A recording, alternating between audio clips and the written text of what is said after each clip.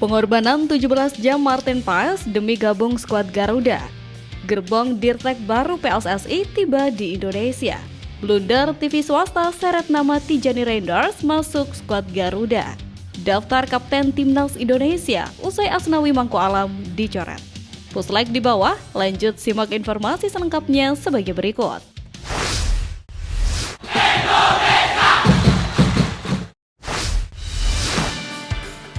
Blunder TV swasta seret nama Tijani Reinders masuk skuad Garuda. Netizen tanah air dibuat geger dengan hadirnya Tijani Reinders dalam daftar pemain Timnas Indonesia versus Australia di kualifikasi Piala Dunia 2026 zona Asia. Tak tanggung-tanggung, gelandang milik AC Milan itu bahkan masuk dalam prediksi starting line up skuad Garuda yang akan bertandang ke markas Australia pada Kamis pekan depan. Hadirnya Tijani Reinders dalam prediksi starting line up Timnas Indonesia terlihat dalam sebuah video singkat yang merekam sebuah acara di salah satu televisi swasta. Dalam acara tersebut tampak seorang host dan narasumber tengah berdiskusi mengenai prediksi susunan pemain yang akan dimainkan oleh Patrick Kluivert di kualifikasi Piala Dunia 2026. Sekilas tak ada yang salah dari formasi yang ditampilkan. Namun, netizen dibuat gagal fokus dengan kehadiran Tijani Reinders dalam susunan pemain itu. Tampak wajah Tijani Reinders terlihat dalam formasi 4-2-3-1 yang ditampilkan, di mana ia ditaruh di pos winger kanan dan ditulis dengan nama Reinders yang merupakan nama keluarganya. Sontak, hal ini membuat netizen gagal fokus. Banyak yang meyakini bahwa televisi swasta itu salah memasukkan foto wajah di mana Reinders yang dimaksud adalah adik Tijani Reinders yakni Eliano. Tak ayal netizen merasa kasihan dengan Eliano yang seakan tak dianggap. Kendati hadirnya nama Tijani di susunan pemain Timnas Indonesia itu adalah kesalahan dari acara tersebut. Namun terlepas dari hal itu, Eliano berkesempatan membuktikan kapasitasnya di hadapan Patrick Kluivert usai dirinya masuk dalam daftar profesional skuad Timnas Indonesia untuk bulan Maret ini.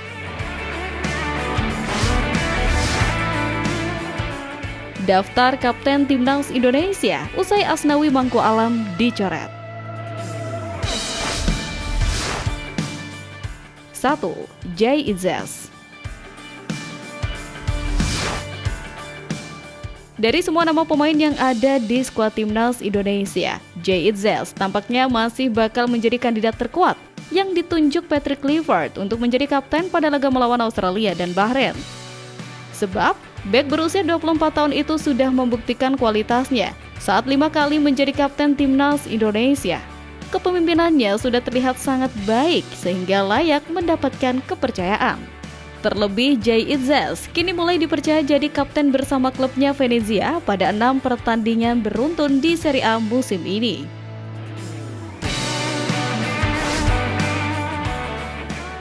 2. Jordi Amat. Jordi Amat tetap menjadi salah satu pemain Timnas Indonesia yang punya pengalaman cukup melimpah. Bek berusia 32 tahun itu tentu menjadi salah satu kandidat yang tepat untuk menjadi pemimpin di lapangan. Dari total 18 penampilannya bersama skuad Garuda, Jordi Amat memang sudah beberapa kali mendapatkan kesempatan dari Sintayong untuk menjadi kapten. Ini memang wajar karena dia jadi pemain paling senior di skuad Timnas Indonesia. Oleh karena itu, pengalaman dan jam terbangnya patut diperhitungkan oleh Patrick Kluivert untuk memilih kapten tim.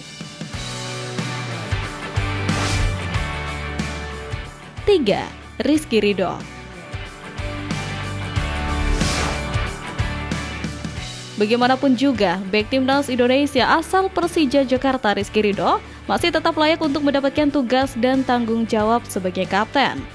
Sebab, dia pernah ditunjuk Sintayong menjadi kapten pada laga melawan Vietnam pada 21 Maret 2024. Bahkan, beberapa kali menjadi kapten pengganti jika tidak ada sosok Jordi Amat maupun Jay Itzes. Setidaknya, kepemimpinan Rizky Ridho juga sudah terbukti ketika menjalankan peran sebagai kapten Persija Jakarta sepanjang musim ini.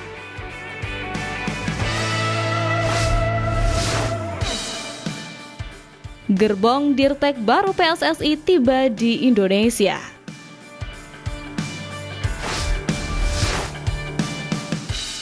Pelatih Timnas Indonesia Patrick Kluivert dijamin full senyum lantaran ada mantan pemain Timnas Belanda yang segera gabung Timnas Indonesia setelah Gerald van den Berg dan Danny Lanza. Mengutip dari akun Instagram @nusantara.ballers, ada 5 orang yang dalam perjalanan menuju Indonesia. 4 dari 5 orang itu sudah diketahui identitasnya. Sebanyak 4 orang yang dimaksud adalah Kingsley ten Alver, Regie Blinker, Bram Verbruggen, dan Frank van Kempen. Seperti yang sudah dibocorkan media Belanda, Frank van Kempen akan menjabat sebagai asisten pelatih Timnas Indonesia U23. Ia akan membantu kinerja dari pelatih Timnas Indonesia U23 Gerald van den Berg. Sementara Kingsley ten Alver diprediksi akan menjabat performance spesialis di Timnas Indonesia. Ia bertugas meningkatkan, menganalisis, dan mengoptimalkan kinerja individu maupun tim secara keseluruhan. Nama ketiga adalah Bram Verbruggen.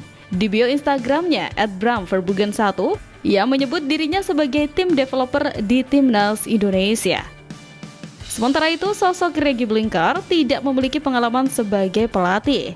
Sewaktu aktif sebagai pemain, Regie pernah 3 kali membela Timnas Belanda senior dan membantu Feyenoord juara Eredivisie 1992-1993. Namun ada 2 posisi yang mungkin diisi pria 55 tahun ini. Selain menduduki posisi pelatih Timnas Indonesia U20 yang lowong, Regie bisa saja menjabat posisi Direktur Teknik PSSI. Sekedar diketahui, posisi jabatan Direktur Teknik PSSI tengah lowong saat ini. Satu harapannya, rombongan Belanda di atas dapat mendongkrak performa JIZels dan kawan-kawan.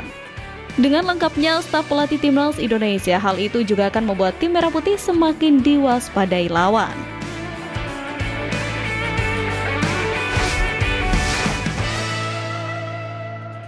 Pengorbanan 17 jam Martin Paes demi gabung skuad Garuda.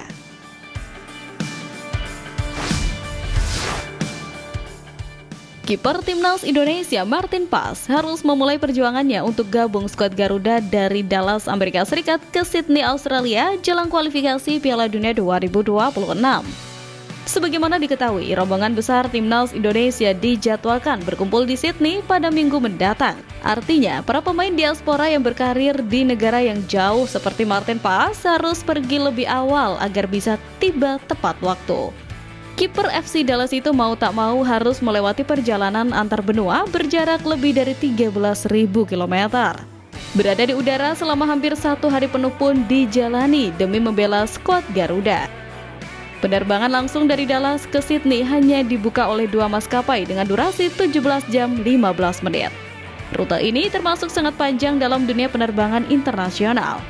Dalam laporan Aviation Week, durasi penerbangan langsung paling lama adalah rute Singapura ke New York yang memakan waktu 18 jam 40 menit. Penerbangan langsung yang bisa ditempuh Martin Paes juga memiliki harga tiket yang terbilang mahal. Tiket paling murah dibanderol sekitar 33 juta hingga 52 juta untuk kelas ekonomi. Sedangkan untuk kelas bisnis dibanderol 245 juta. Selain Martin Paes, pemain diaspora lain juga akan menempuh perjalanan panjang ke Australia, terutama bagi mereka yang berkarir di Eropa.